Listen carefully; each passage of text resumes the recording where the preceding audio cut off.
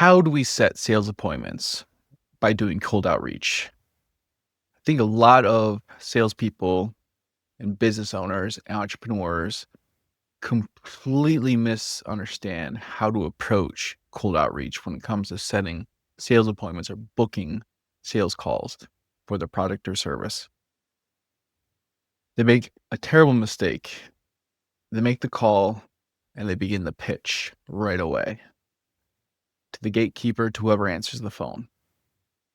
This is a mistake. Your first objective in setting an appointment is to identify who the decision maker is and get them on the phone. Often, when you call business, you're going to get a receptionist or someone that handles answering the phones or an answering service. You're not usually going to get the decision maker right away, unless it's a small business, a real small single person business.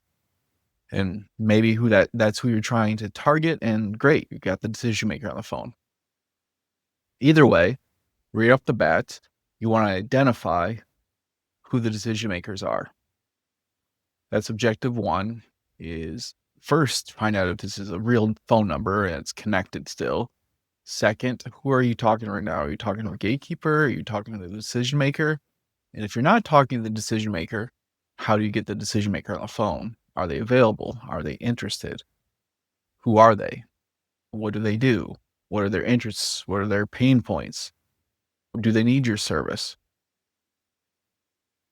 Now, you've gotten past the gatekeeper, you've got the decision maker. Again, a lot of people make the mistake. A lot of salespeople make the mistake of pitching to the decision maker. That's not what you want to do either. You're trying to get the decision maker to set the appointment. The appointment is where you pitch and try to sell. During the actual initial conversation, the appointment setting phase, you just want to pique their interest. Identify a pain point, provide a possible solution, hint at the idea that you understand who they are, what their business is doing, what their pain points are out there, and how you, as an expert, or you, as a service provider, can assist them in solving these problems.